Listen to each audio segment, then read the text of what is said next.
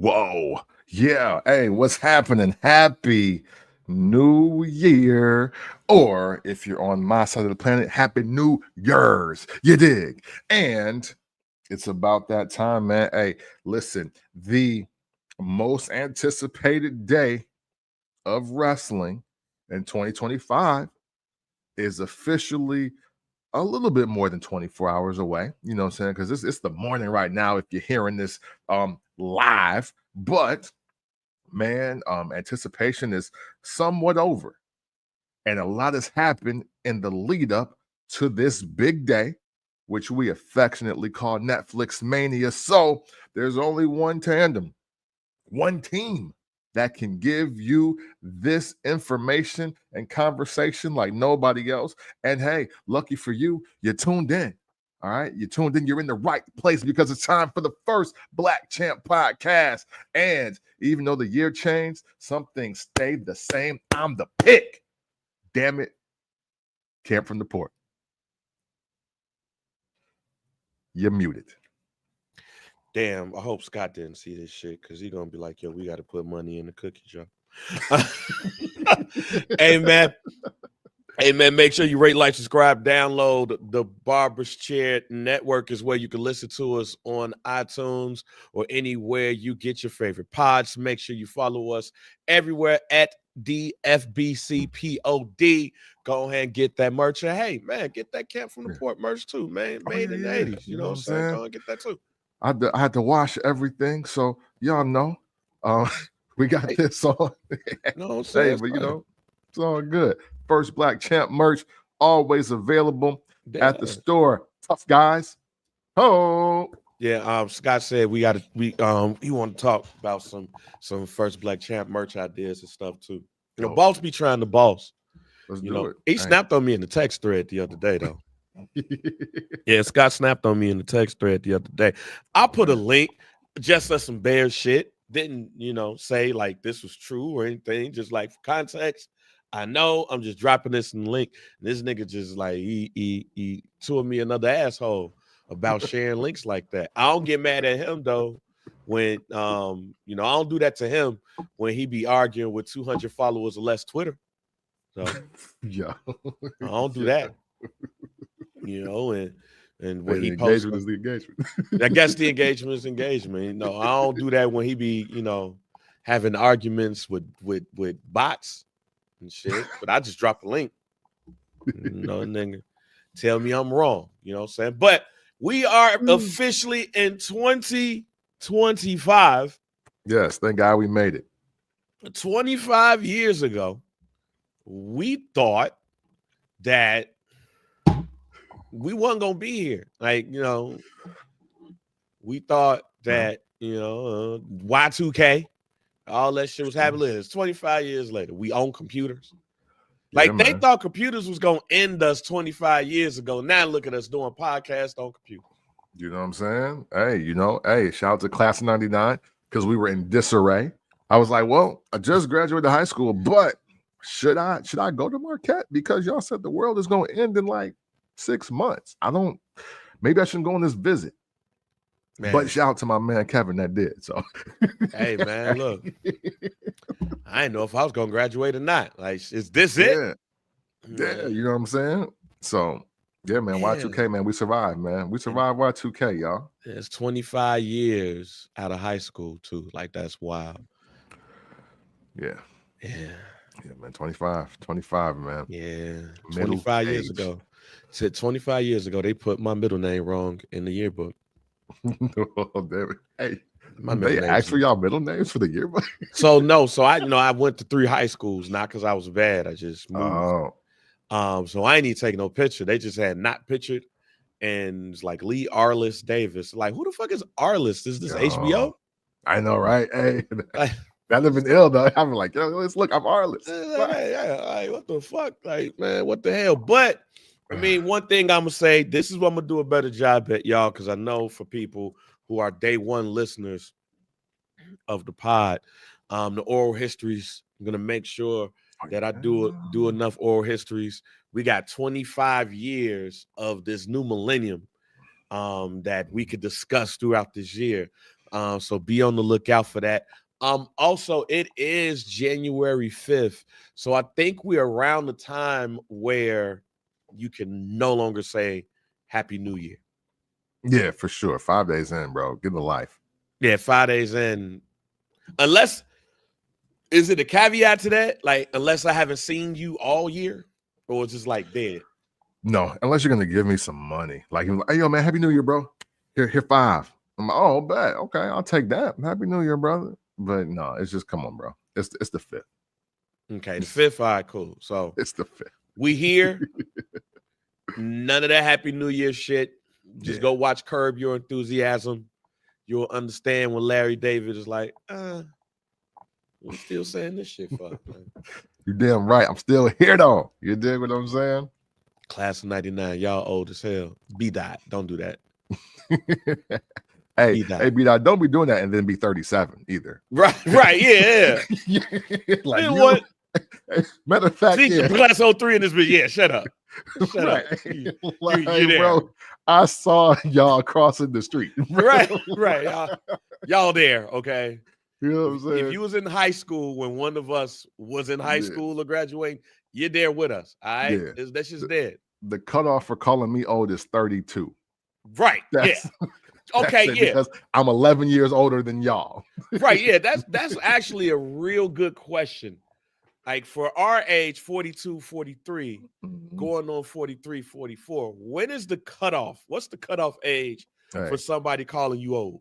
Yo, if you were not at least a 4th grader when I was a preteen or teenager, you can't call me old. If the gap is less than 10 years, I'm not old to you. I'm not like it can't be. You got to be 10 years or older. Like yesterday at work. Yep, still have a job. But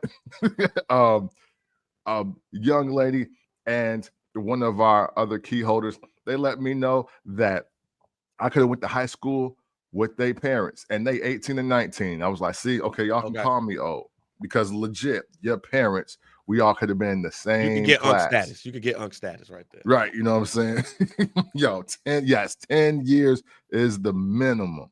You got to be at least. So for y'all, anybody calling me old, you better be younger than 33. See, look, the way I look at kids and shit right now, man, shit, it might be earlier than that because kids out here looking older than we do. Man, facts. Like, it's kids out here looking stressed out, and you be like, how old are you, 25? Like, whoa. Yeah. Hey, the McDonald's y'all eating, fucking y'all up. Yeah. Stop. But I look at certain things happening in life the way you can't call me that. Like, if you was still around where you was really getting toys from McDonald's, don't call me old. Yeah, for sure. Because there's a whole Happy Meal era where they came in bags. If you remember when you had the little box with the M on it with the toy in there, nah, you can't call it. Because you remember that? No. Right, because if you say 10 years, 1992, I am 10. So ain't nobody in 1990 gonna call me, 1994 gonna call me old. Facts. If you was not around for the non-HD era, call me old. But if you if you had television that was not HD, don't call me. Don't say I'm old. Exactly. No, hey, if your first TV wasn't a flat screen, you can't call me old. Yeah, if you still had like the thick ass TVs, like the BBL TVs, don't. Yeah. If you had a BBL TV, don't call me old. Right. You may not have been around for floor models. You may not have been around for that. Right. But if you do remember just the big black TV that you put on the dresser or on the big entertainment centers, you can't call me old. If you had a TV VCR, don't call me old. Yeah. Oh, you know what the combo is? Yeah. No, if you know what the combo is, don't call me old. All right. We not doing that. Yeah. Like if you be like, oh All I know is a flat screen. If you be like, man, all I know is PlayStation 2, call me old. You know what I'm saying? Right. If you knew the Blackberries before the curve, can't call me old. Yeah. I don't want to hear all that shit. I don't want to hear all that shit. 92, 93, 94. Like, nah. A matter of fact, if you was born in the year 2000, call me old. Call me old. Right. Call me old. Because the thing is, like, especially depending on how big or small your high school was, we was on the same track team. You can't call me old, bro. like, nah. We all can do the 4x1. One team. Like, my brother was born in 1995. He can't call me old. He can't call me old. Yeah. He about to be 30 this year. Can't call me old. So can't. Yeah, so no, we straight on that shit. Now, you could be like Unc or some shit. You know what I mean? You can give me that, but if you oh damn, you old as hell. Oh no, nigga, no.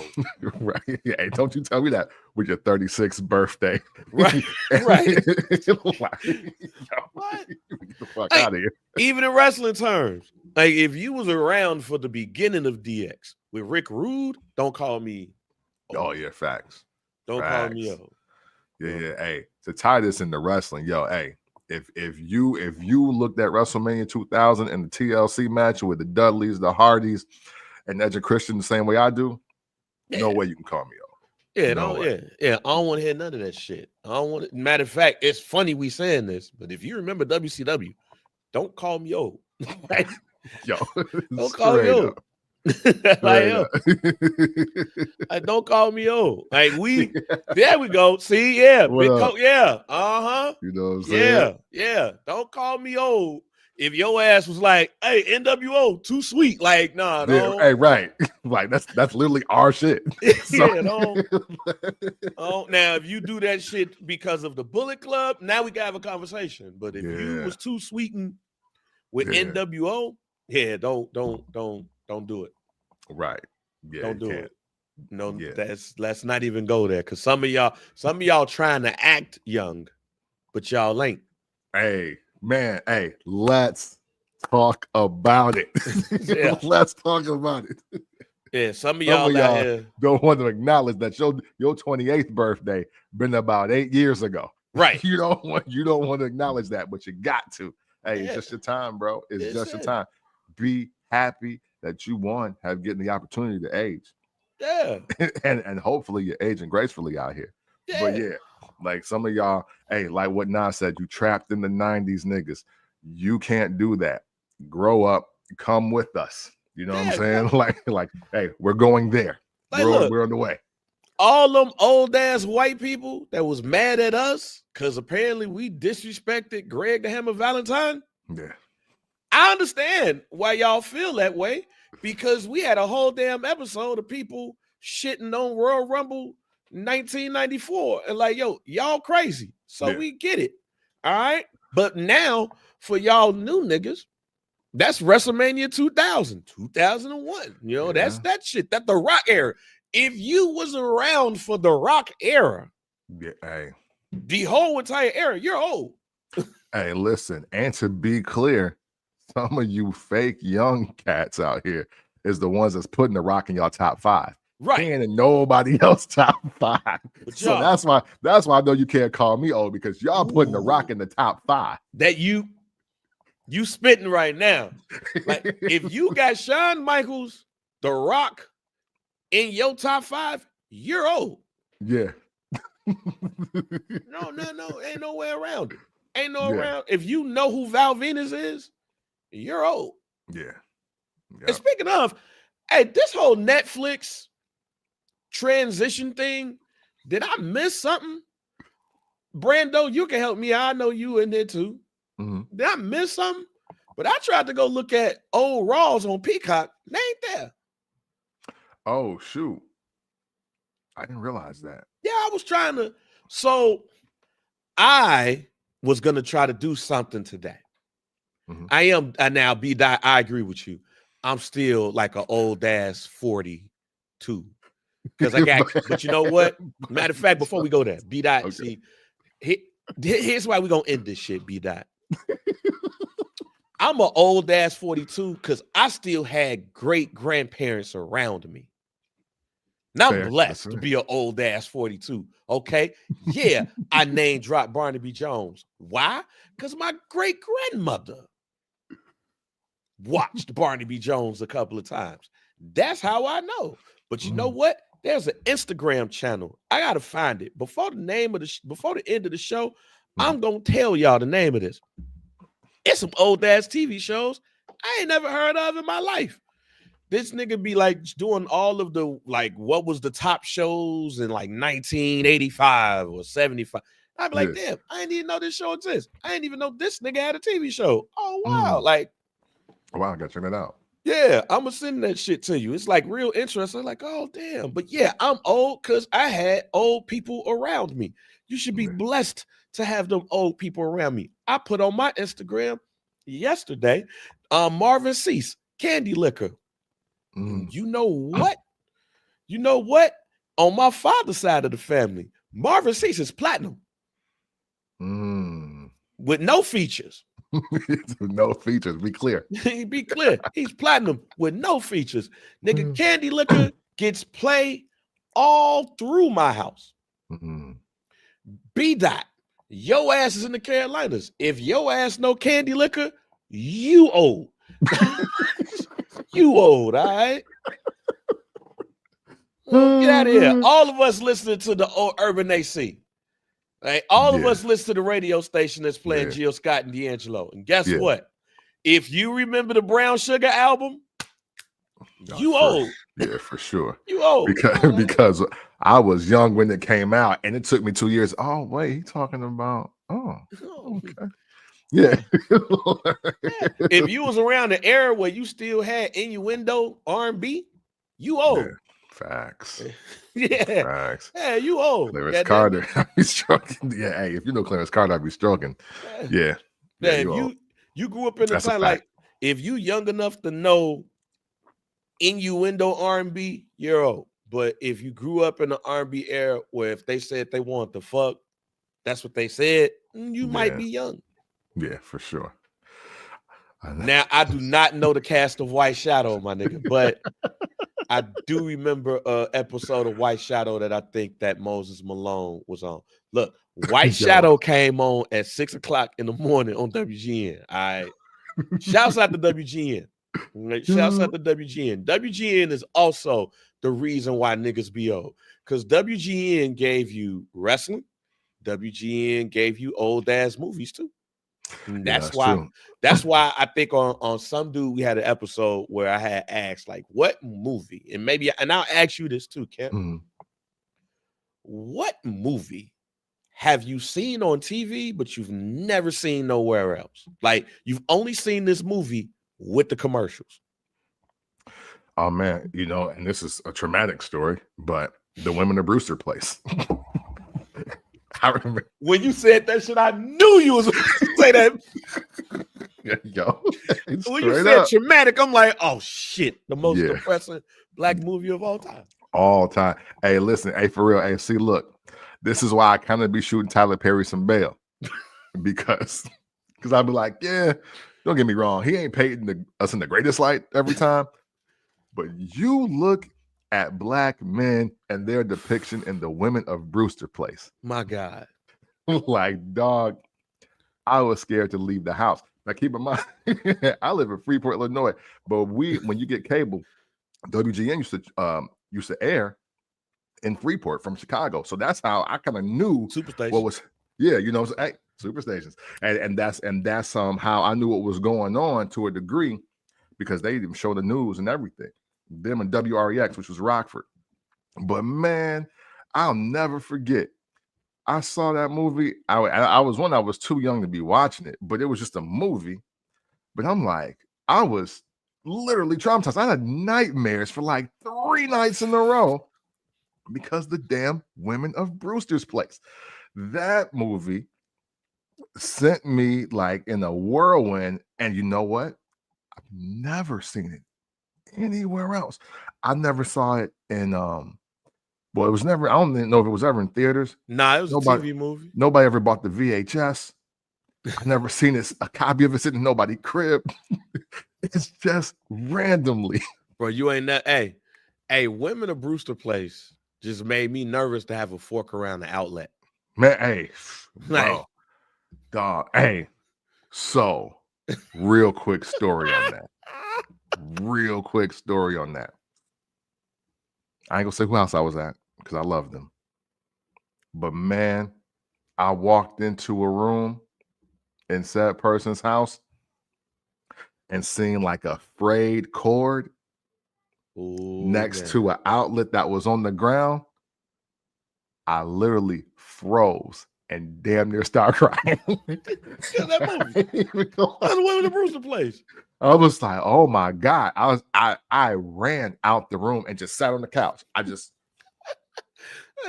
Women of Brewster Place let us know that niggas ain't shit. Man. And electronics. Just watch out for electricity and forks. Man, listen.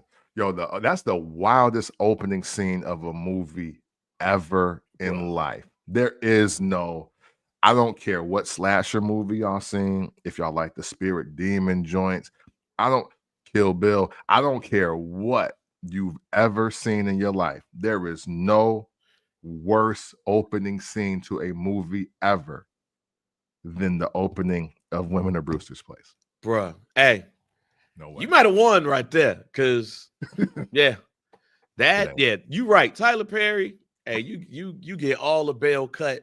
Yeah. Hey, listen, I can handle a little cheating. Right. But what homie did to start the movie, hey, that was nuts. He was a psychopath, a sociopath.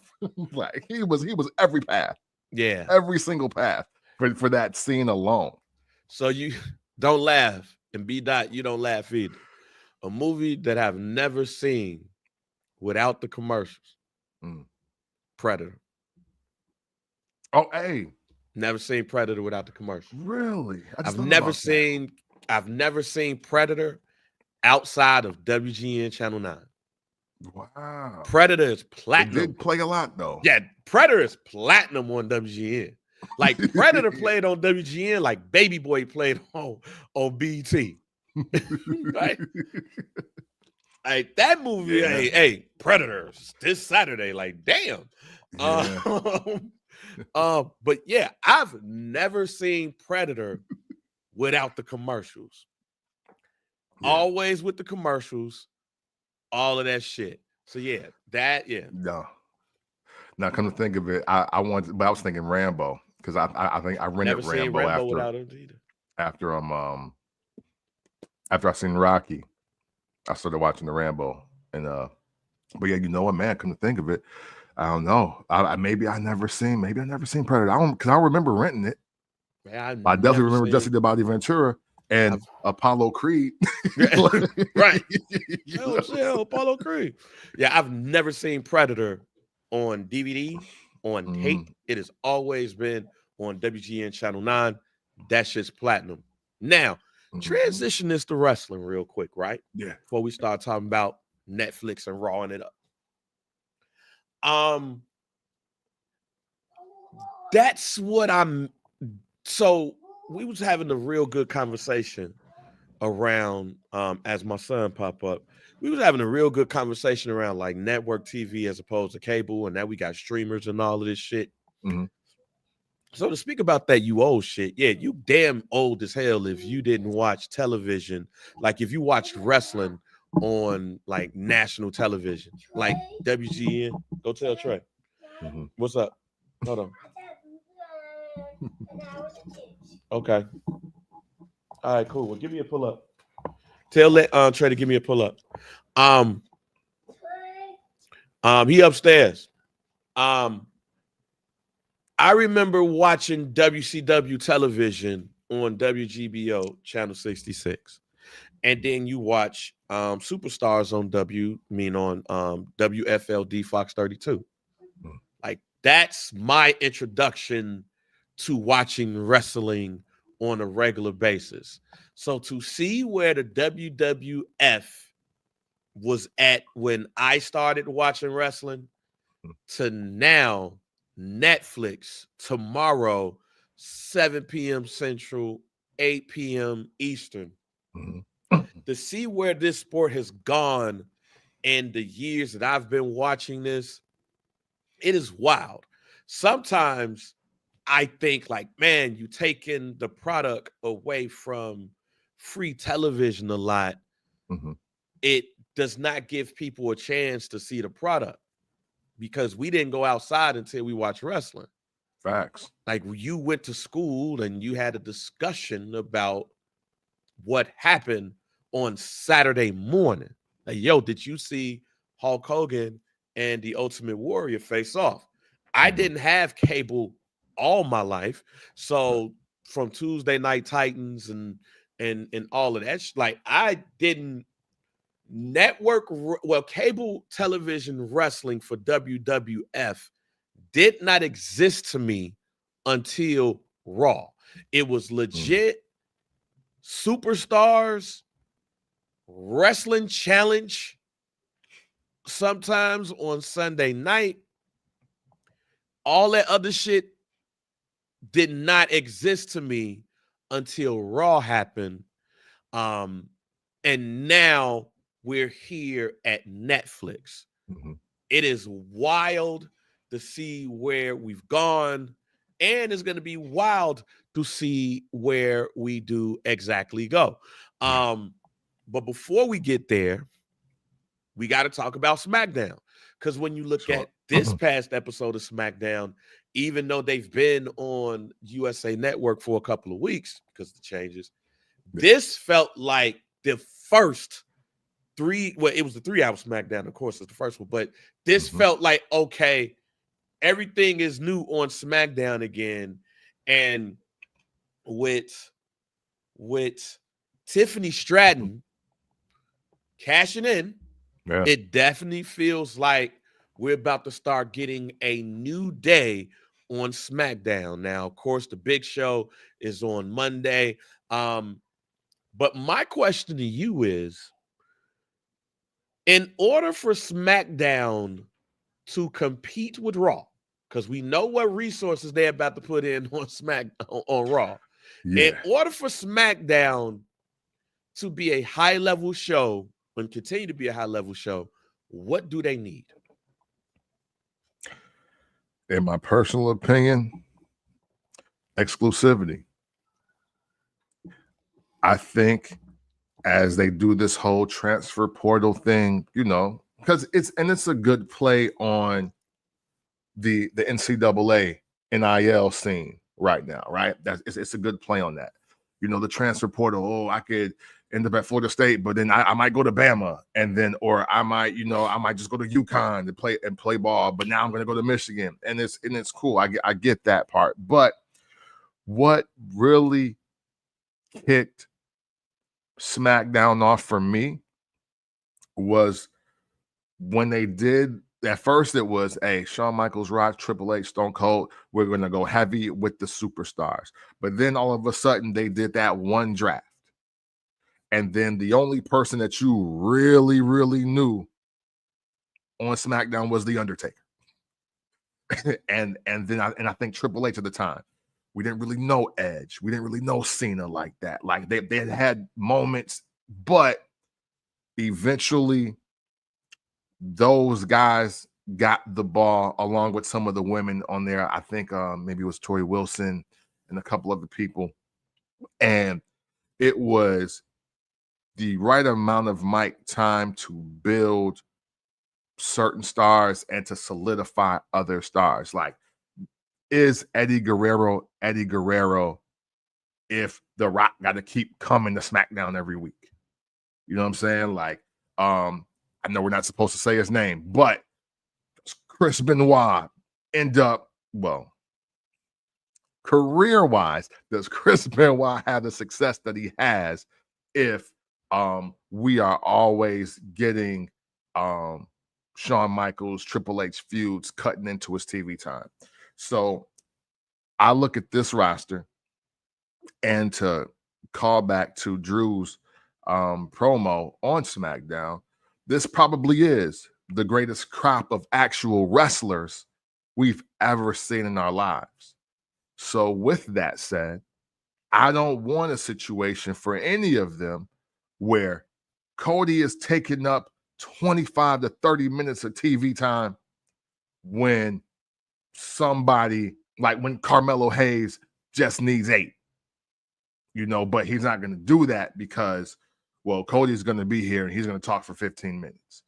And I think going back to that recipe of, hey, look, we got the new talent. We say we're the best in the world. We say that we got the stars and we building the stars.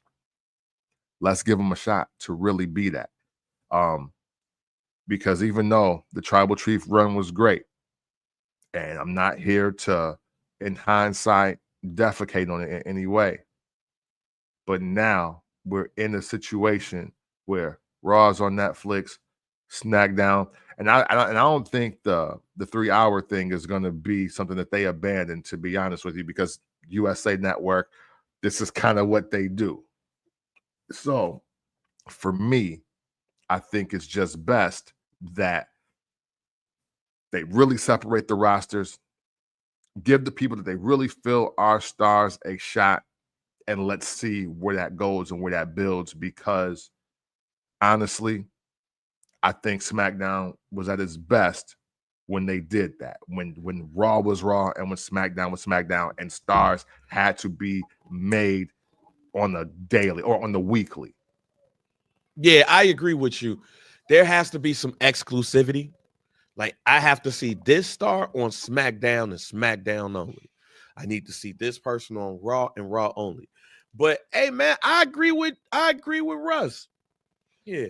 They need something that's specific to them, something like a cruiserweight division or some type of division that's exclusive to SmackDown.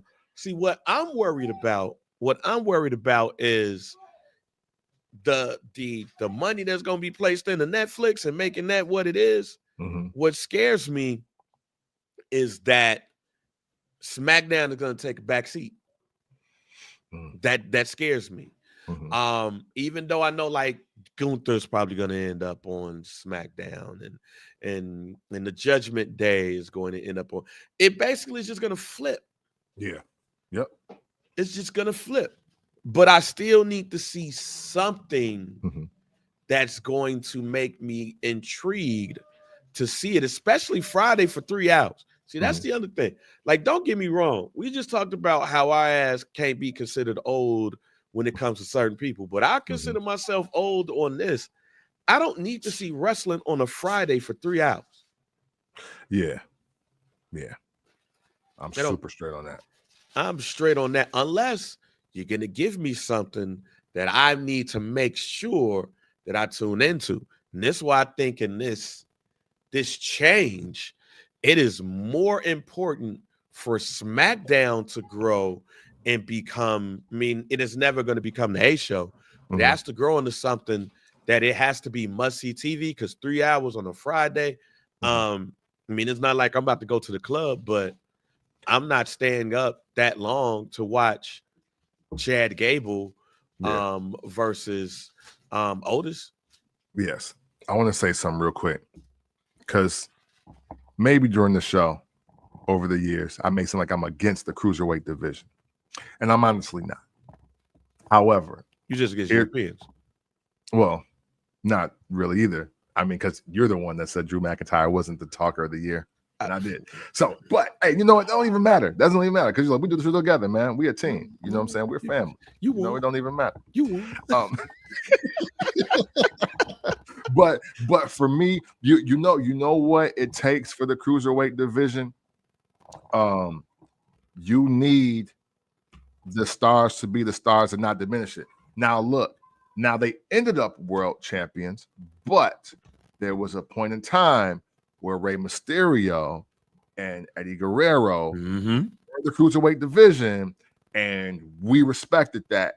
And it wasn't oh man, but Matt Hardy. Yeah, Matt Hardy, yes. So fast forward, if the cruiserweight division is Dominic, Finn Balor, Carmelo Hayes, Chad Gable, and we're leaning into that, and we don't say, he needs to get an Intercontinental title shot. But I mean, it's cool, but he should be at the U.S. title. I like this, but man, he needs to be competing against Cody. If we're not doing that and we really let the guys that are like quality, it's quality in that division, that actual division, then you got something. Don't do the 205 live dudes where it's Cedric Alexander and them, and then wonder why the cruiserweight division ain't working. You gotta really put the dudes, that's the dudes in it. Like, and I think that's what's been the problem. We've been in this situation where they've been trying to get the cruiserweight division off the ground, but none of them faced Finn Balor. And then once Finn Balor got there against what was my man, like Tony Nese, I think this, like they were like, oh, well, this is a mismatch because Finn Balor's been the Universal Champion. Like we got like you gotta either tier the division right and use the actual stars in it, or don't do it at all. Yeah. Folks and Russ, I think they both got it right. SmackDown needs about 3 to 4 vets to carry the brand and got the new stars. Gunther, we can expect to be on SmackDown. We have no problems there. Judgment Day, we have no problems there. Basically, like I said, flip from SmackDown to Raw. All of the big niggas on SmackDown probably going to be on Raw, and then, vice versa. But then who's that new SmackDown 6? To your point, when they first did the draft, that's when you was able to get the JBLs. Before he was JBL, like remember, when they split up APA at first, like it was just Bradshaw. Yep. As normal Bradshaw, not as JBL, going up against folks. You had Eddie Guerrero versus Stone Cold. Yeah. And stuff like that. You start to see RVD come into play. You look at SmackDown for a couple of years. Without Edge, without the brand split, Edge is not a champion. Facts. As early as he could have been because of the SmackDown split. And then it was high-level competition, like we was going against each other. So it's going to be interesting to see how all of this planned out. But one of the things that have already happened is Tiffy time. Finally, she cashed in on Nia Jax. Well, if you look at the whole thing, she cost Naomi the title. And Nia sat on her vagina. Yes, she did. She sat on, she didn't sit on her chest. She sat on her vagina, scooted up 1, 2, 3. And then Tiffany Stratton took out Candice LeRae. Then Nia Jax, the prettiest moonsault ever, excuse me. Now your new women's champion on SmackDown. Are you cool with the cash-in happening on Nia Jax? I know we had talked about, we didn't make any predictions or anything, but we had said we wouldn't be surprised if, since it's a last woman standing match, that we saw Tiffany Stratton go over to Raw and go over on one of those ladies there. Are you cool with Tiffy going over on Nia, or would you like her to go over on Rhea or Liv?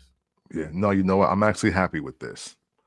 I'm happy with this because I wanted, when I think it was a heat check, to see, like, because Nia's at the top of her game right now. She did her best work in 2024. And I think nobody should think differently about that.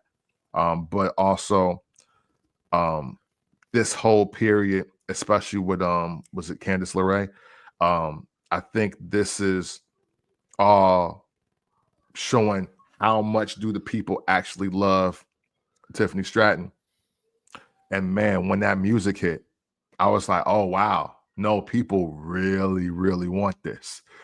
Okay, like now I'm super good with it, because you know what? Her going on Rhea maybe having a reverse effect.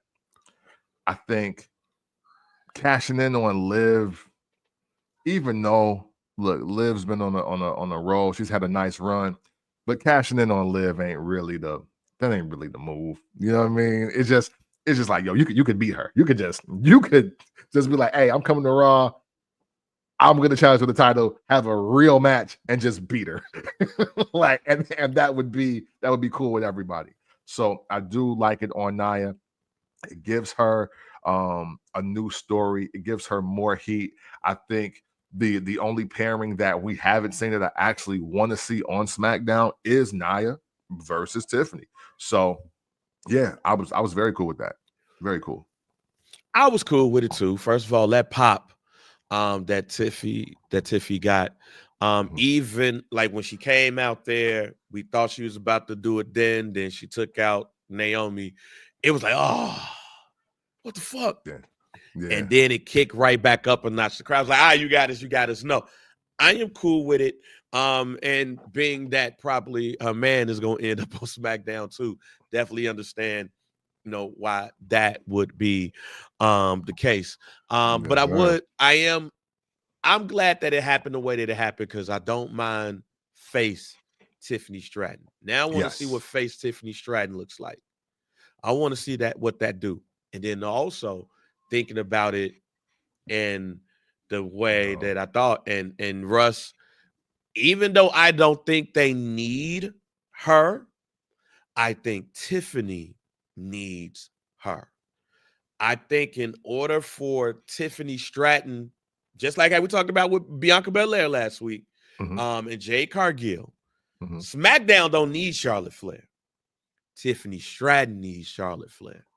And I also believe that we need Tiffany Stratton versus Charlotte Flair at WrestleMania because heel Charlotte Flair is going to get over whoever the face is. That's okay. Yeah. That's what's going to happen. We know this to be fact. Whether you win or lose against Charlotte Flair, she is the bar. You do well, you straight. You huff, you're not. That's who needs her. And Mhm. that's who I hope stays on SmackDown to start the process with helping Tiffany get to where I believe she can be, which is one of the biggest women in wrestling because of the talent that she possesses. I have a scorching hot take potentially. Let's I go. have a potentially scorching hot take. And this is with very small sample size. And I'm not trying to discredit one to put over the other to be a prisoner of the moment, but I really do feel like even just with the 2024, ever since that Elimination Chamber match, matter of fact, ever since Tiffy was in the Elimination Chamber, I feel like Tiffany Stratton is just waiting to be everything that we think Charlotte Flair is. Now, now, I'm only going to say this. You have been the person that has said that it's time to wind down on anything that is four horsewomen. yes. And now they were the bar, but yo, the reality is just with the evolution of wrestling and wrestlers, them there are some women right now today that are already exceeding their bar and they ain't even got half the resume yet. I think that's very fair. Hey, look, salute to every OG. And but um, it's almost it's like Ricky the Dragon Steamboat. Ricky the Dragon Steamboat in the era is great. One of the greatest technicians of all time. But there does come a point in time where y'all just said no, but Bret Hart's just better than him. Yeah.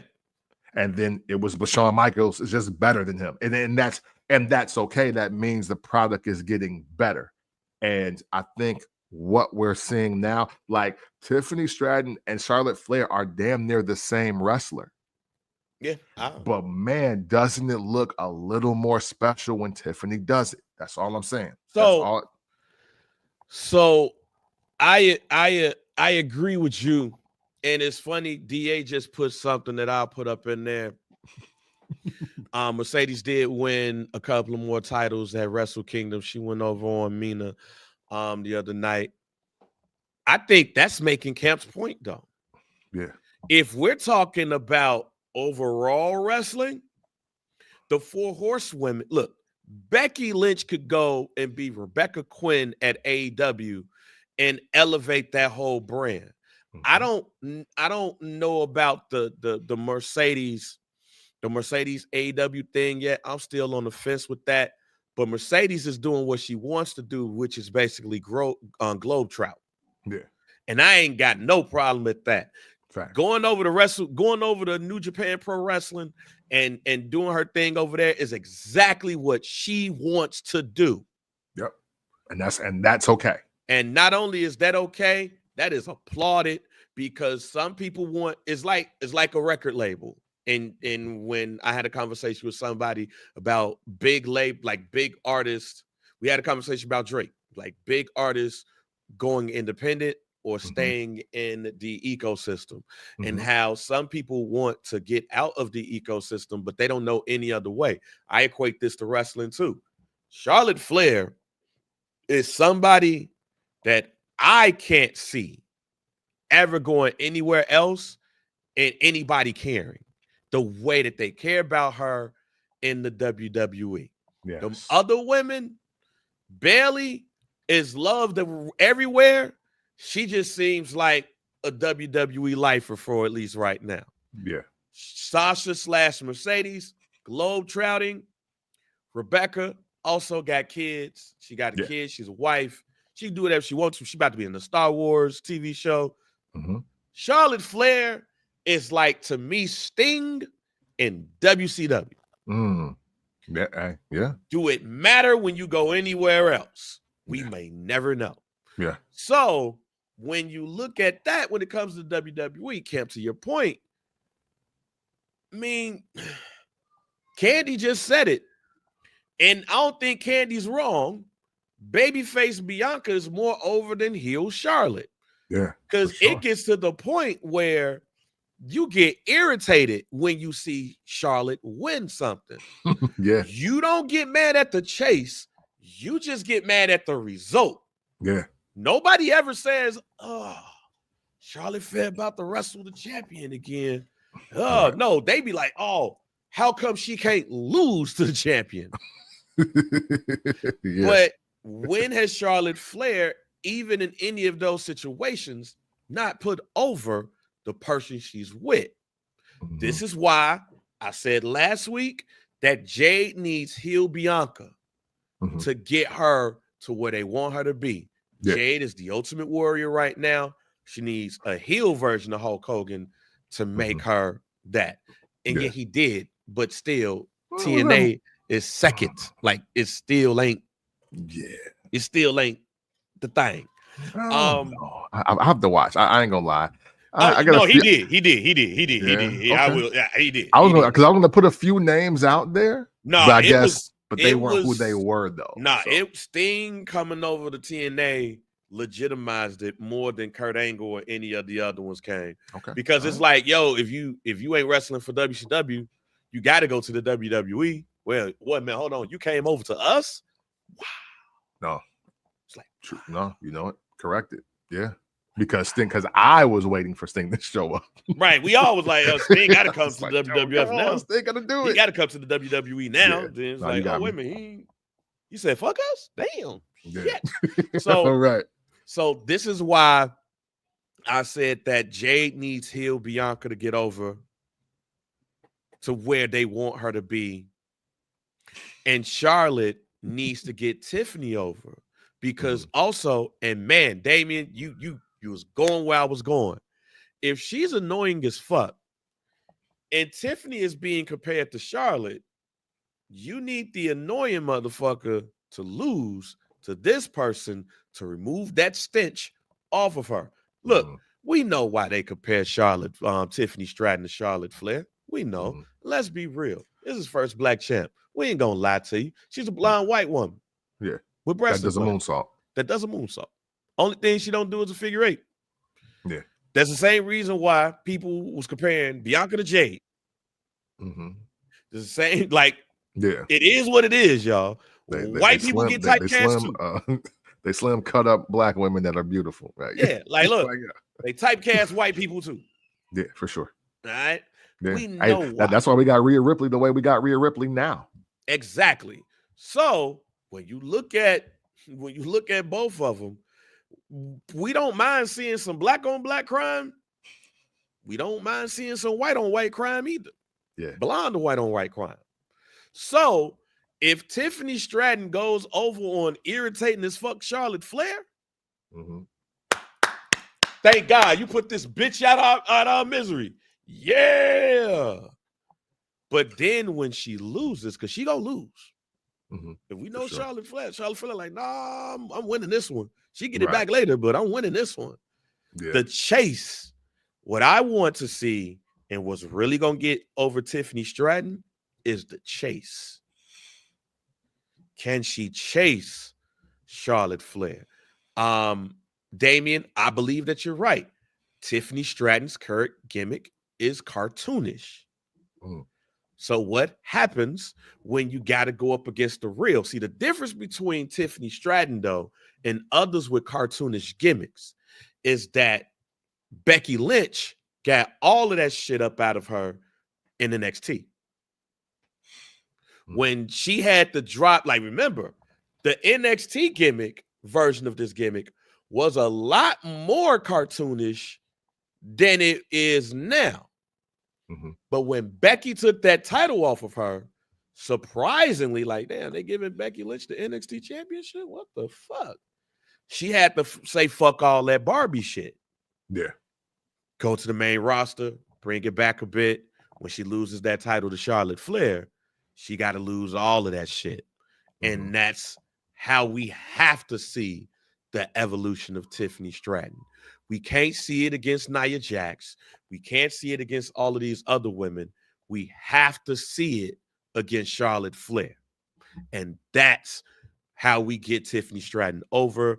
That's how we get another version of Tiffany Stratton and a version that would carry the new women of the WWE over.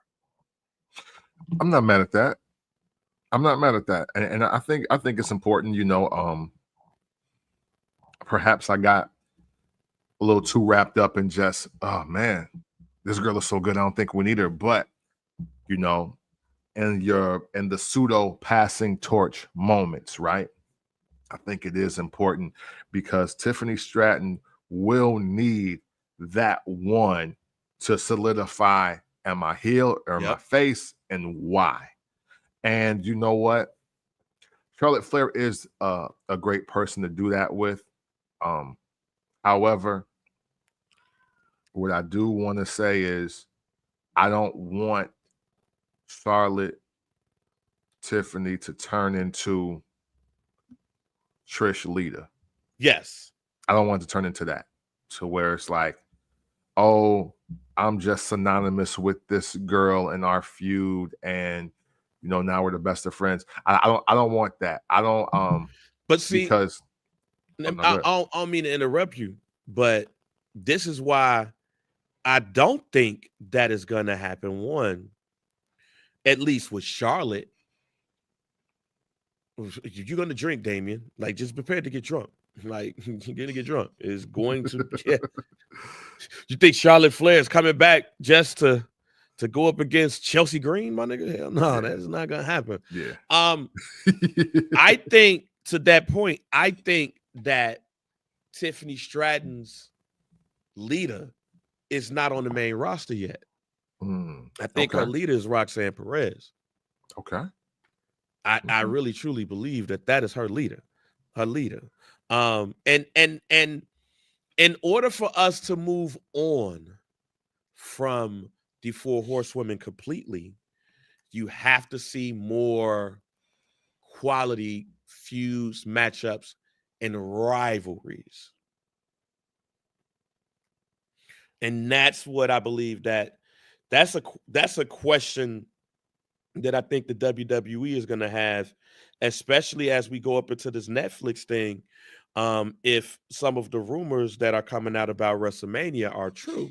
And if you was doing a new slate of episodes for WWE rivalries, who would be those right now in this era outside of Cody and Roman? Right. You got to start building those, Jack. Yeah, there you do. Yeah. Because now, Because technically now digging in the crates would be Charlotte versus Becky. Bingo. Yeah, if you remember Charlotte versus Becky versus Sasha, I think that was a triple threat match at the Fatal 4-Way. If you remember that, you old, Jack. Moving on to some of the things that happened on SmackDown, and not necessarily a lot of stuff. Cody Rhodes and Kevin Owens got into it, but this is when I do my formal apology to Brando and Kemp and anybody else who I disagree with. Yeah, Drew McIntyre. Drew McIntyre is the front runner for best promo in 2025 too. Like that. Yeah, he won. Y'all won on that one. I apologize. Okay. Because he was cooking on SmackDown. He was cooking Cody ass. He was cooking Cody ass. He was hitting Cody with the man. I don't really want to fight you. I'll whoop your ass. I'll whoop your ass. And yes, that's the one. Like, that is the only one. Oh, Russ. Yeah. But what about the women? But yeah, like, yo, yeah, he was basically like, man, I'll fuck your ass up, Cody. I ain't here for that though. Hey, yo, that's incredible. I'm here as your homie. Like, I'm here as your homie. I'm here as your boy. I'm here as your ace, man. Like, you know come on, fam. Like, leave, and then him setting them up for Kevin to whoop his ass a little bit. Them hitting us up with the Cody ain't cleared the see. That promo, everything that happened right there, is why I believe that Kevin Owens should have went over at Saturday night's main event. Because if Cody's not cleared to wrestle, wink, wink. If he's not cleared to wrestle, you do that when you're dropping the title for somebody and they got to work themselves back. As much as I hate Hulk Hogan as, y'all listen to this podcast, I've hated Hulk Hogan. I've never been a Hulkamaniac. Right, yeah. When, as long as I can remember, when they fucked Hulk Hogan ass up and he was gone for a minute, I was like, thank God. I can definitely see that. When Earthquake whooped Hulk Hogan's ass on the Brother Love show, I was excited. Fuck them letters. Like from little kids. Fuck them letters is crazy from another kid. Fuck them letters for them kids. Hulk Hogan, hey, Hulk Hogan, where? Fuck that shit. Fuck the slow version of I'm a Real American. Oh, fuck man. that. Fuck that. Send your letters to Hulk Hogan to this address. That's like, no. hilarious. Man, fuck all that shit. When Earthquake whooped his ass, I was like, man. I don't know what I'm talking about. Oh, man. That's funny. I mean, hey, so yeah. So that's why Kevin Owens should have won the belt. If he knocked Cody Rhodes out of commission, Cody Rhodes got to get better to get the belt back. Mm-hmm. And that pisses me off about Kevin Owens having to walk around with the Wing Eagle belt. Also, I said this match should have been on the Netflix joint. Right. Thank you. Thank goddamn Russ. That is when Mr. Perfect broke that belt on Saturday night's main event. You could not tell me that he was not going to win that belt and just lose it back at WrestleMania or some shit. And yes, Brando, you've listened to this show long enough. We've gave you the Cody Rhodes play. This is what should have happened. Cody Rhodes loses at Saturday night's main event by way of the power driver and being done without the referee seeing it. Then he loses 1, 2, 3. The new WWE Undisputed Champion, Kevin Owens. Then we start seeing montages of Cody Rhodes working himself back because his neck fucked up. You could put "There's no easy way out" behind that shit. The harness on. Yeah, he got the harness on and shit. He looking like Rodney Fields after the accident. Hey, yo. He look yo.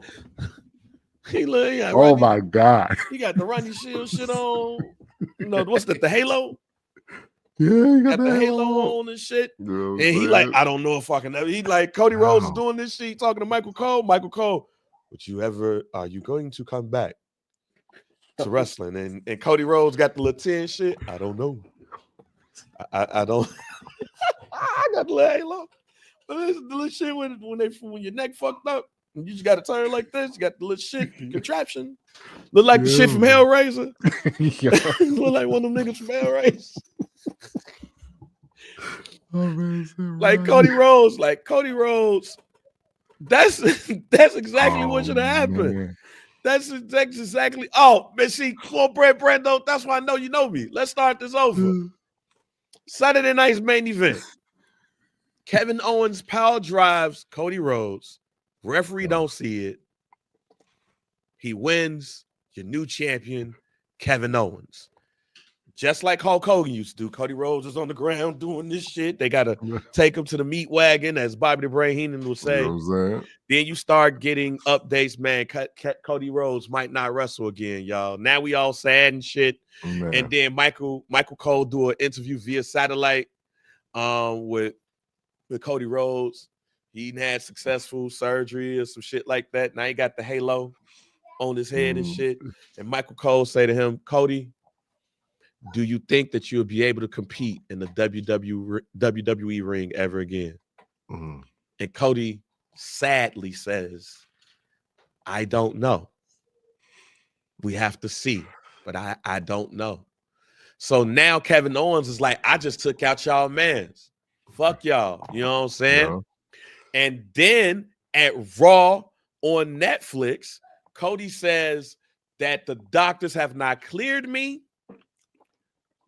yet, but they say I'm on target to be cleared by the Royal Rumble. And they're like, Then we start seeing montages of Cody Rhodes getting Becky.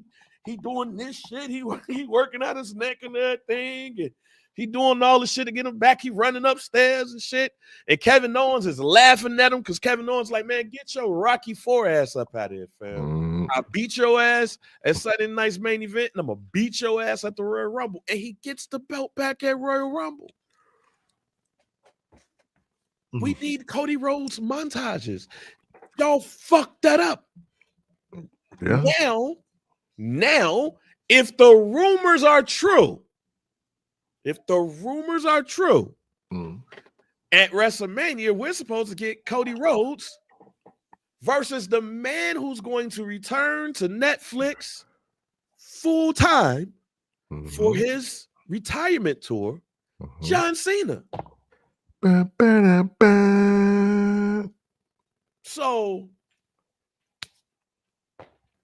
who's the heel? Because it definitely ain't going to be John Cena. Well, hey, and see, and that's why I think that's important. I love the heat check. Cody Rhodes standing across from John Cena. All right, white people. All right, young white males, 6 to 11. No, not even them. Oh, young white boys, 6 to 11. Oh. Who are you messing with? Because one of y'all, your dad put you on to how great he is, but you may not want to believe that he's greater than your guy. So I want to talk to Kyle, who's in 3rd grade, when he sees John Cena and Cody Rhodes square off. Who do you cheer for?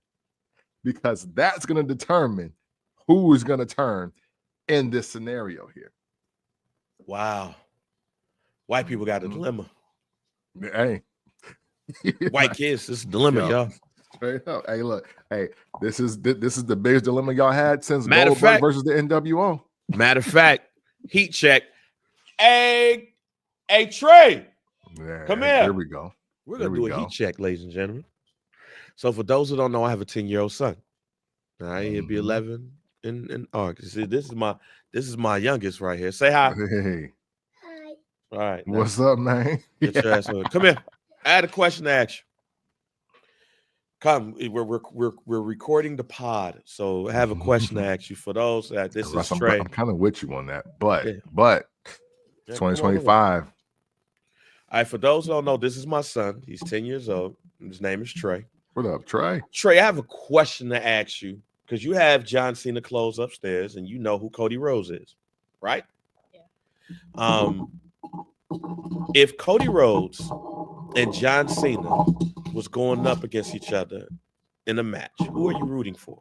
Cody or John? That's a hard decision. You said so. Talking to Mike. It's a hard decision. I think I would root for John Cena. All right. Hey, see?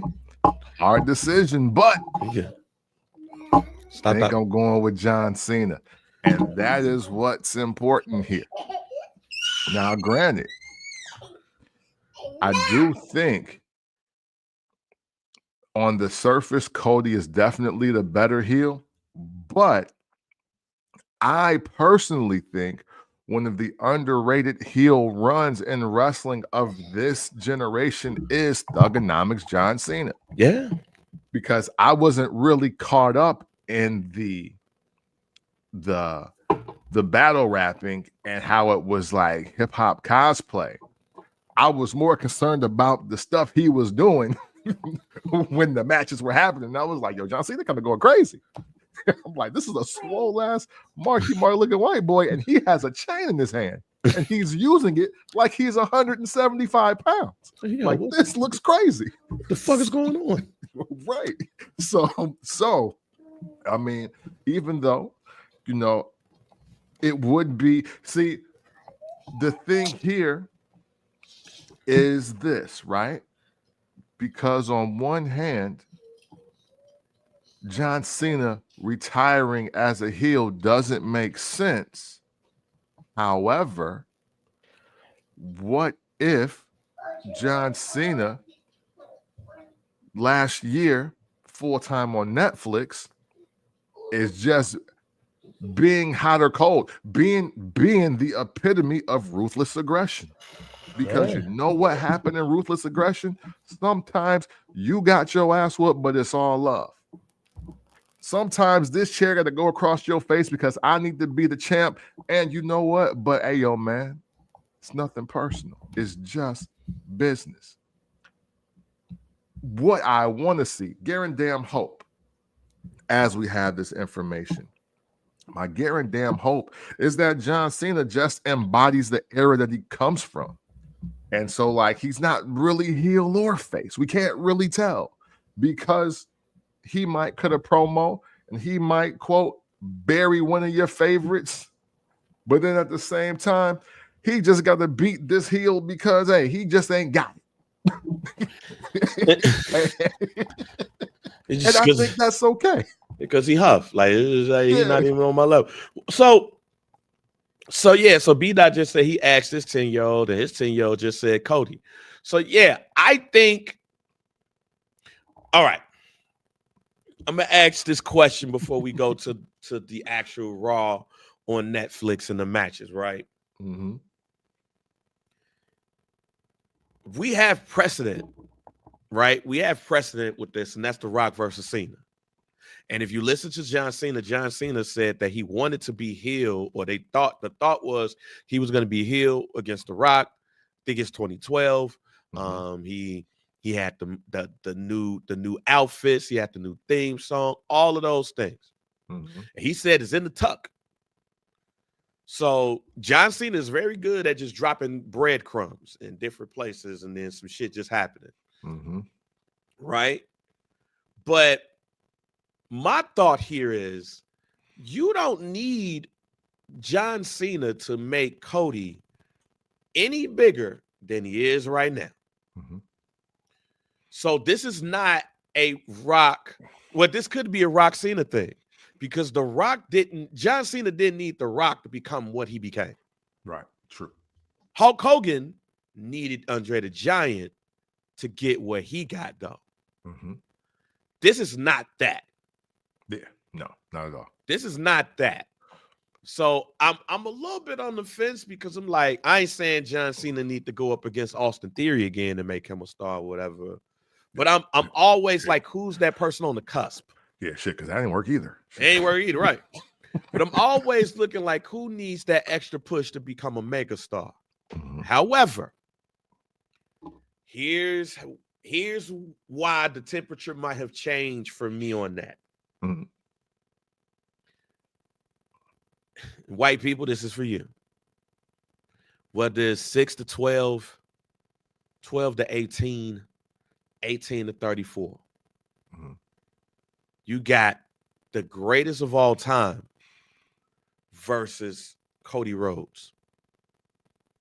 And Cody Rhodes is a megastar, right? Mhm. He is a megastar.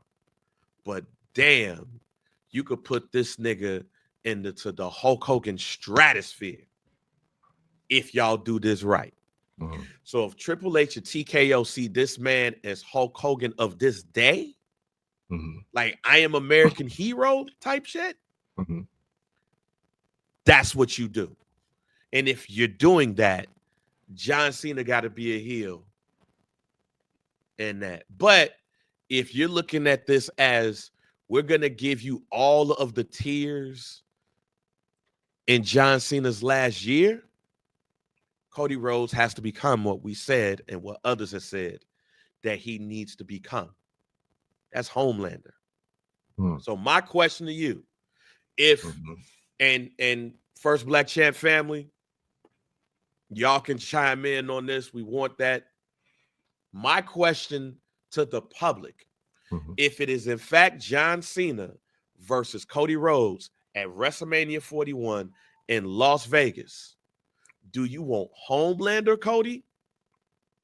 Or do you want what you've been waiting for years, heel John Cena? Mm. Yeah, for me, I go heel John Cena. I feel that's something that is just more missed. Like we got to capitalize off the missed opportunity. Cody has plenty of time to be Homelander. He has plenty of time. He has all of 2026. Hey, look, he has the fourth quarter of 2025. Hey, and you know what? And if he wants to do it, and then let's say in the world, take the title off of John Cena, or just lay John Cena to rest. And that's how we get to it. I think there's a long form year story to be told about it, though. I don't think it should be the hard stop on the dime. So for me, if they're gonna do it too, if John Cena and Cody Rhodes face each other in January, it has to change one of them for the worst. And whoever it changes for the worst, they better capitalize it on the last Raw on Netflix of the year. That's how I see it going for me. To one, be entertained, and to two, truly make it make sense. Even though I would like to see a story and a run where John Cena is headlining a PLE, and it don't have to be WrestleMania for me, because remember, SummerSlam's 2 nights now. There's rumors that the Royal, this won't happen until later, but like basically all the marquee PLEs are going to be 2-night events now. So there's ample opportunity for him to main event something. So I'm not absent-minded of that. But there, you got to make it all make sense with today. And shoot, really, when you look at it, Cena versus Cody, two of the most polarizing faces of the last 15 years that when we really think back, we do like the heel runs from both. But which loss or win changes the other? Because just like one win can change you for the worse, one loss can change you for the worse. Hey, there's something to be said about who Cody becomes if he beats John Cena. You know what I'm saying? So it's really win-win when you truly think about it. Because he'd be like, okay, look, I beat John Cena. Hey, look, not only did I finished my dad's story, I made my own story. I got this nigga the fuck out of here. So I'm like, what's up? Like, who won it with me? I'll end my friends. I'll befriend my enemies, but I'll end all of y'all. So now I don't need nobody. That could be Cody's story for 2025. Hey, look, I literally did everything. I've been the friend, I've been the foe, I've been the foil, I've been the rival, and I've killed a couple legends. Fuck all y'all now. Get out the way. That could be a story. And I'd actually be here for that. I think we need heel Cody Rhodes for this. Mm. I think that it is more engaging to shoot the dead horse anyway. Mm. Like to get that old horse out the way. I'm the man around here. Yeah. I'm doing the shit that you couldn't do. I think it's more interesting that Cody is a heel. For everything that you just said. Mm. I finished the story. And then I did all of this shit. And y'all still question me. And I'm doing this for y'all. Like Cody can really get on the I'm doing this for y'all. And I don't really think y'all appreciate this, but I'm doing this for the greater good of everything. Mm-hmm. And the greater good is we don't need John Cena up in here. we don't need people like him when you have people like me. Mm-hmm. But it's slow though. Yeah. It's not like this happens on like night 3 of Raw on Netflix. Yeah. Like this starts to happen at one of the PLEs that's not going to be in America. Mm-hmm. Because I think that makes it even perfect. We see how them non-American crowds go, right? Cody do something stupid over there to make you boo. They're going to go nuts. Yeah. Yeah. Because it's like, yo, at the end of the day, that's still John Cena. Yep. Absolutely. Like, we love him. We're in Glasgow, Scotland. John Cena, we love him. Like, Cody, we love you, fam. We love you. You know what I'm saying? Cody started looking like, man, this motherfucker getting more love outside of America than I am, but this is American made. Basically, what I'm saying is Cody has the opportunity to be what I said Hulk Hogan was his whole entire career. Y'all didn't realize it. A heel version of a good guy. Mm. Cody like, can be. No, I was like, man, the woes ain't as loud as they was last week. Right. What's happening? What's going on? Like, I want to see Cody Rhodes fuck people up for the greater good of America. That's fair. Sounds bad, y'all. This is wrestling. That sounds like George W. Bush. I want Cody to fuck up people for the greater good of white America. Like, that sounds like Donald Trump. No. Where we at? Yeah, you know. I want Cody Rhodes to really amplify that tattoo on his neck.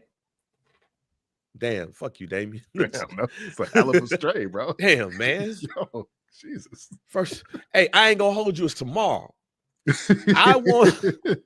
We back tomorrow, Damien. Back tomorrow. Y'all make sure you stay tuned. We're gonna have a lot to talk about on I Ain't Gonna Hold You tomorrow. I want Cody Rhodes to fuck people up for the greater good of America and what he feels like what is best suited for America and wrestling. Mm. He not be the genius. He needs to be Homelander. Mm. Like, he really needs to believe that he's doing this for us. And somebody like John Cena is a liar, is a phony, is a fake. Mm. That's what we need. Mm. If we don't get that, I don't think that we're getting what we should have gotten in this. We don't need face versus face. We don't need Hulk Hogan versus The Rock in this and everybody, look at the crowd. No, I need Cody to really believe that John Cena is bad for this shit. Mm-hmm. That's what I want. Now, let's go ahead and move on to some of these matches, though. Let's start with Drew McIntyre versus Jey Uso. That match has been announced. And again, I just don't really realize how bigger, that Drew McIntyre is over everybody until he's in front of people. Drew McIntyre don't look that much bigger than Roman Reigns. But he looks like he towers over Jey Uso. Like it's like Finn Balor. Like, Finn Balor is smaller than everybody, but is he? Right. Like, the way you're like, is he? So Who wins this match? This feels like Jay Uso's biggest match of his solo career, outside of wrestling against his cousin. So who wins, Drew McIntyre or Jay Uso? Man, you know what? Who needs to win it is Jey Uso. That's hands down. But I love the fact that Drew McIntyre is, what was that movie? The Jackal, or the he's the bloodline hunter. And I think the more compelling story is how, whether they heel or face, Drew McIntyre is coming to get every single person that was involved in this bloodline and him not getting that title at Glasgow or at Saudi Mania 4 or wherever it was. I like that. So I'm going to go Drew McIntyre because I want to see how far this goes. Yeah, I don't got Jey Uso on this one. They might try to do a little surprise or some shit and be like, oh, it wasn't an upset. But no, I got Drew McIntyre in this one. So yeah, move on to the women's championship, the last woman standing match. We have Liv Morgan versus Rhea Ripley. I got Liv Morgan in this one. I don't think the train stops here. Yeah. So I got Liv Morgan winning this match. Yeah, man. I mean, look, it's 2-on-1. It's two. Like, if you think Raquel Bitty Rodriguez is not gonna insert herself in this match, she needs more. So hopefully by the end of this year, she has a new set. Man, I'm about to get everybody in trouble on this damn live when I say I'm okay with the biddies right now. Some about her face with the biddies is okay to me. As long as there's more coming. I know it's steps. I know you can't go full. Definitely gonna be more coming if I get. All right, listen. To stay on track here, okay? Picking Liv Morgan. Rhea Ripley it's like I've never seen somebody this strong on the chase and still can't get a dub. So in some respects, it does kind of seem like she's gonna win this match with the last man standing, but there's too many insurmountable odds against her. Unless a new faction is forming, unless there is going to be some people surrounding Rhea Ripley, I don't see her beating Liv in this match. Last man standing matches are never clean. Usually the bigger, stronger opponent loses by luck or circumstance. Look, even John Cena handcuffed his opponent down to where they couldn't get up to win the match. So I have nothing about this says that Rhea Ripley is going to win this match, but I am looking to see what the finish will be.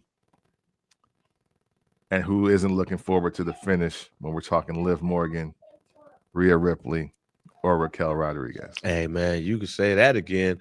Now let's move on to CM Punk versus Seth Rollins. Now, reportedly, allegedly, some of these matches that we're looking at are matches that's supposed to be set for WrestleMania. So this seems like one of them. This seems like this is supposed to be a WrestleMania match, but we getting this at WrestleMania adjacent. NetflixMania, January 6th, first night of WrestleMania, first night of Netflix on the Raw. I have a no contest. I don't have no winner in this. I think this is going to be a no contest here. I'm not picking a winner here. I think something's going to happen. Maybe Drew McIntyre inserts himself in this and be like, fuck both of y'all. But yeah, I have a no contest on this one. What you got? I got CM Punk winning so Seth Rollins can become unhinged. That's what I got.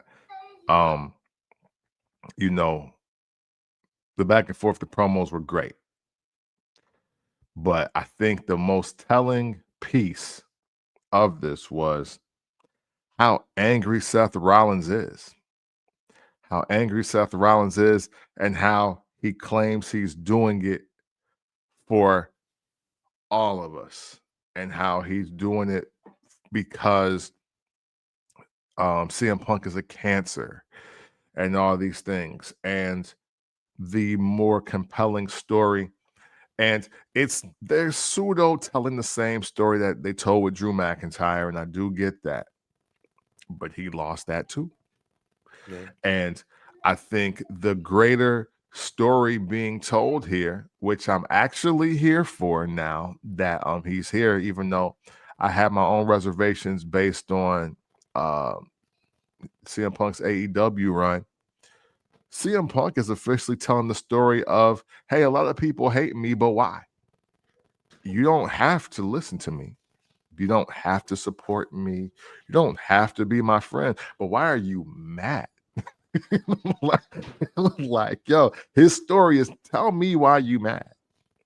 Why? I haven't been here. You're mad at me? Why? So, and misguided anger usually just never resolves in a win. So I'm gonna pick CM Punk because that's gonna send Seth over the edge. And even though I feel the no contest, but I wanna see how far they take this when we gotta boo one of them. The final joint is the tribal comeback match for the Ula Fala Roman Reigns solo. I love you, Solo. Hopefully they don't have a belt for this. They just give them the Ula Fala. But who you got in this match? So this one is interesting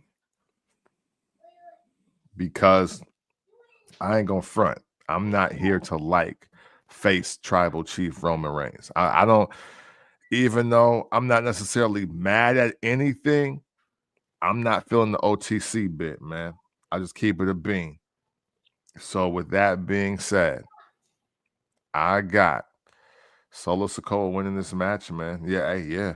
It's not only do I feel it's must win, I also do feel like with the talent that exists, Roman Reigns can't get off the same schedule and have the same impact, if I'm being honest with you. And I think he did his job. Jay's way over. Solo's way over. Jacob is waiting to get even more over. Everything else is just kind of like, man, I think the moment, the segment with Solo and Paul Heyman was very telling. And there has to be a line drawn. And I would love for Solo to change it from not being a tribal chief to something else. But I'm sorry that the OTC, it's a good chant, but it hasn't been a good run. It hasn't been a good run. So I'm gonna pick Solo on this. I think it hasn't been a good run because Solo is the foil. And we don't really believe it. I also believe that inadvertently Jacob Fatu hurts that too, because we believe more in Jacob Fatu than we do Solo. Now they letting that man talk. Yeah, that's a fact. And I'm telling you, like, even I love you Solo shit. Like, people don't like Solo, but they love I love you Solo. Yep, it's a fact. And that's what's hurting this. The people outside of this match are more important. Yeah, like I've been a fan of Jacob Fatu this whole entire pod.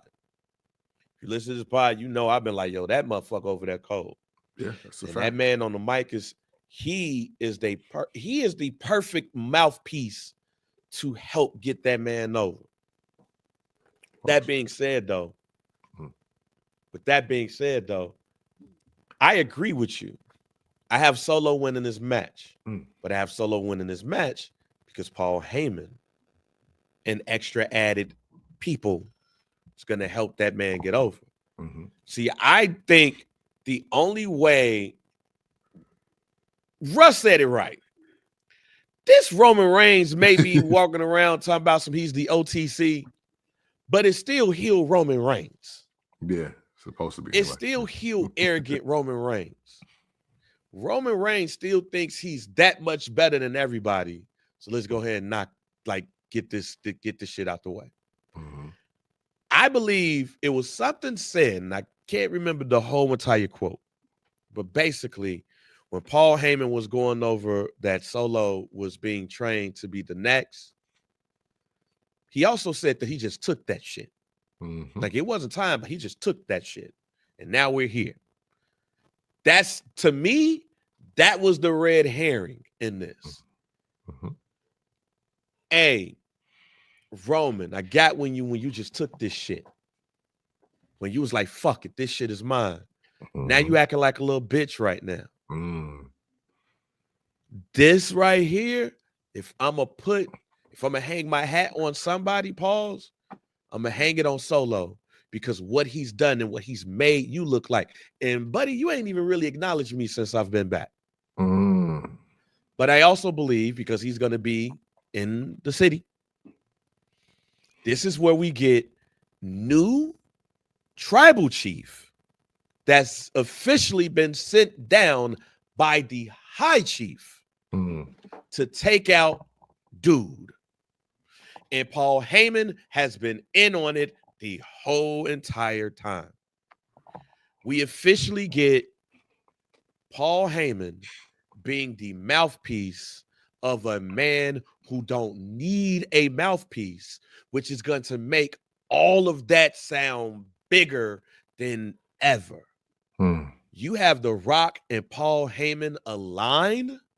Mm. Cancel Christmas, cancel the holidays.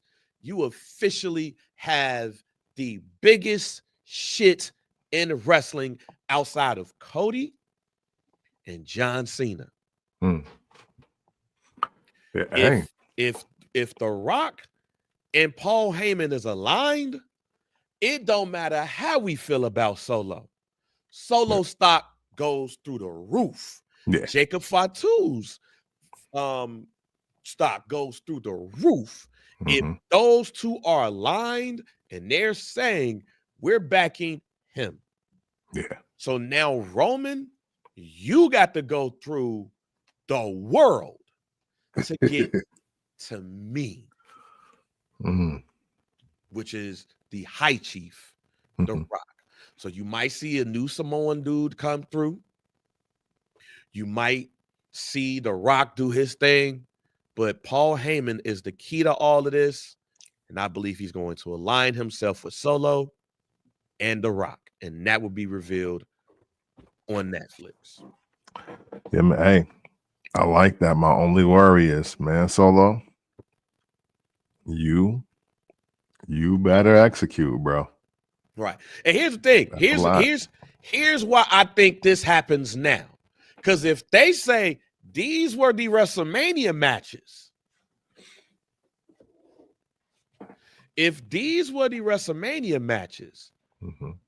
that also means to me that it is more likely than not to have CM Punk as the heel when he goes up against Roman Reigns at WrestleMania. Because mind you, according to Sami Zayn, these are the WrestleMania. This is probably would have been WrestleMania. So that probably would have been WrestleMania. Get this Solo Rock shit out the way. Because Rock ain't probably going to be around at WrestleMania. Get this shit out the way. And then when it's out the way, CM Punk and Roman. Yeah, it's not far-fetched for sure. So, man, hey, Solo, boy, hey, don't you Drew McIntyre won this. I think that, look, if Sammy never says these were the WrestleMania matches, it's gonna happen by default. Yeah. If Sami Zayn never says this, I'm having a different conversation here. But you got to get this out the way to get the Roman and CM Punk. That's true. And you know what? Hey, and look, better Raw on Netflix or NetflixMania than Fastlane Yeah. or the Elimination Chamber. It's honestly better. I mean, look, even though it's not, I look at Raw on Netflix now as the other PLE for this year. Yeah. Like this, you know what I'm Right. saying? So I do too. So that's why to me it's like, if this is the case, let's just get this shit out the way. If Rock's not going to be at WrestleMania, let's knock this shit out. yeah. I think it's more likely that you will see some things come to a conclusion between Rock, Solo, and Roman at one of the PLEs before WrestleMania, which leads to Punk saying, "All right, it's now time for that favor," and Paul Heyman being like, "Oh shit, I'm down. Let's go. All right. I'm with it. Let's go." Yeah. And you have CM Punk versus Roman Reigns. It's just, what is it going to be for? Is the question. I still think, for those who don't know, my guarantee is still Roman Reigns, CM Punk, and Seth Rollins for a belt. Okay. That's still my prediction. Because I don't think you need, well, can you have CM Punk and Cody for the title? Yes. And the reason why you could do that is because John Cena's Ric Flair shit. Like, he won this title. You can still have that. So could Gunther lose the belt and they fight? Like, all of that shit's still in play to me. I think that triple threat makes more sense because where do you put Seth Rollins? Like, all three of them niggas hate each other, and they hate each other for various reasons. And this should not be the end of CM Punk versus Seth Rollins. And really, when you think about it, all of this shit happened because Seth Rollins turned on Roman Reigns. And they got here because of CM Punk. Yeah. You were there. So, yeah, I think there's a lot of ways that you could take that match. But if this was the WrestleMania slate, hey, get this Rock and Solo shit out the way now. Get out the way now. So, I like it. Man, so look, it's a lot of stuff that's going to be going on this week to pay attention to. So before we end this, couple of things. Now, Pentagon, for those who are not aware, Pentagon is supposed to be debuting on Raw on Netflix. I will tell you right now, I am very interested to see what the WWE is going to do with a crazy Mexican. It does not mean to be disrespectful, but Pentagon is one of my favorite wrestlers. The WWE better not bushwhacker him. For those who might not understand, for those who might think that reference is old, shouts out to B-Dot. The Sheep Herders was one of the craziest tag teams in wrestling. Vince McMahon said, y'all are the bushwhackers, and y'all are going to be good guys here. Eat sardines out the can. Right, and lick head paws. Because that's what they were doing. Yeah, it was, though. That's what they were doing. I don't want Penta coming in here and being some type of savior of LWO. No, put that bitch out of his misery. But we'll see what Triple H and them are going to do with this man. But I can't wait till he pops up, and I want to see what they do with that character. The Rock will be in LA. What other surprises would you like to see at NetflixMania? Who would you like to see pop up? Like, would you like to see Coco Beware dropkick somebody? No. I would want to sing Power Driver, though. Matter of fact, look, you know what I want to see?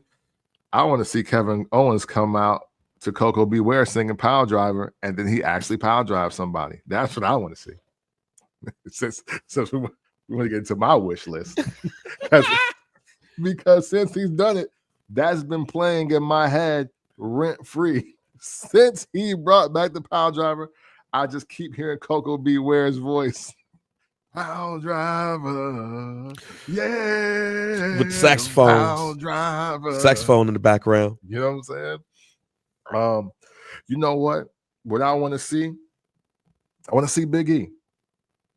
I want to see Big E because the New Day. Hey, listen, we're going to start off, even though the last couple years for the New Day have not been the greatest. What I do want to do is provide them with mad bouquets of flowers here, because in my lifetime, I have never seen two guys get themselves over as far as they have gotten themselves over with not touching anybody. I want to be clear. They are over with just talking, and we know they are more than capable wrestlers. They have literally gotten themselves far beyond over. The world hates them, and they haven't laid a hand on anybody. Xavier Woods been popping off like he ready to slap the shit out of somebody, but he ain't touched nobody, and they are hot right now. So I want to see Big E. I want to see Big E on Raw, and I want to see where this goes. And maybe they solidify and seal the deal, and they put Big E on his neck to kick off 2025. Hey, look, you know what I'm saying? Go ahead. If you want something that I want to see, like, let's really go all the way with this, because I love the story they telling us. Like, yo, man, we could have beat dude ass, and y'all mad? Like, y'all mad because we didn't? Okay, bet, since you mad anyway, I'll make you madder. right?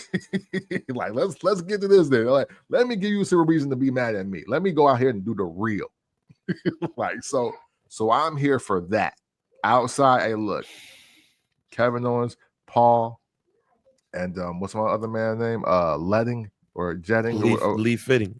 Yes, I'm sorry, Lee Fitting. I'm sorry, no disrespect. I didn't mean to disrespect your name. Lee Fitting, Paul Levesque, called Coco Beware. I hope his hand is healed. I want him to give licensing, or however you want to do it, call Jim Johnson, whoever. I need Kevin Owens to come out to Pile Driver by Coco Beware, Raw on Netflix, just to put people on notice what time it really is out here.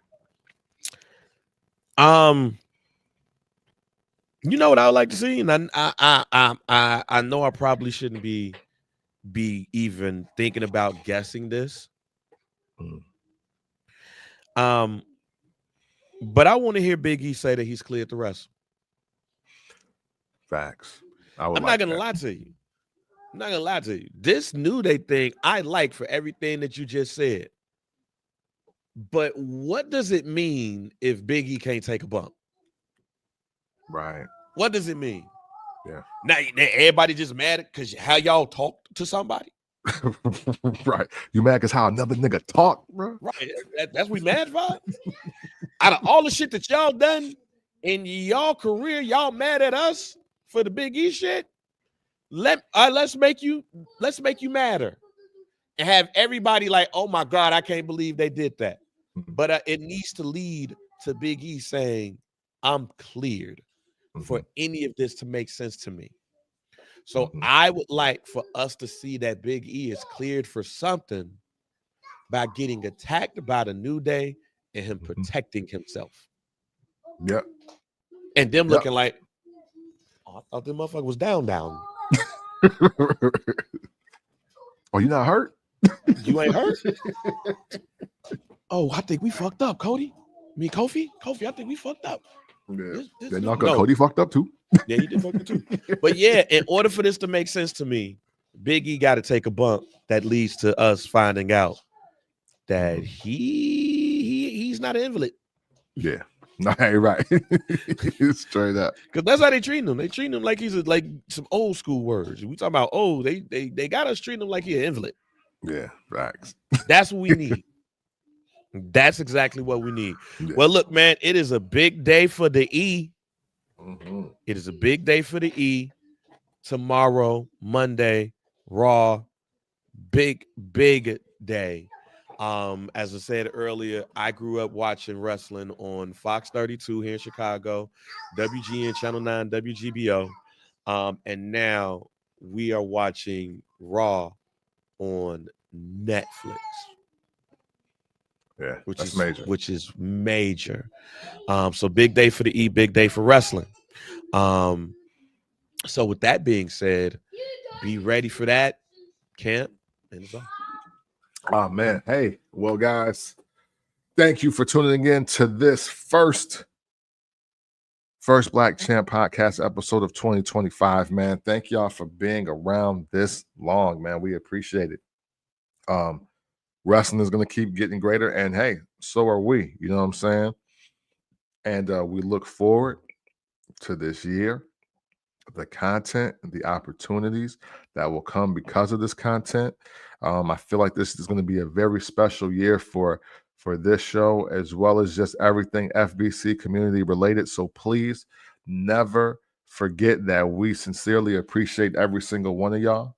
The likes, the comments, the shares, the questions, participating in the live, giving us laughs, giving us game, challenging how old we are when you're just as old as us. Hey, man, all greatly appreciated, man. We appreciate y'all. Thank you. And let's get to it, man. If you ever want to talk about wrestling in an unconventional way, you do so by checking out the first Black Champ podcast. Pick VP, DOC, and we are out. And even though it's a new year, it is still fuck Johnny Wrestling. Yeah. Also, real quick, you goddamn right, Damien. I want them to put Biggie out of his misery. Only way this is gonna work. Yeah. Why not?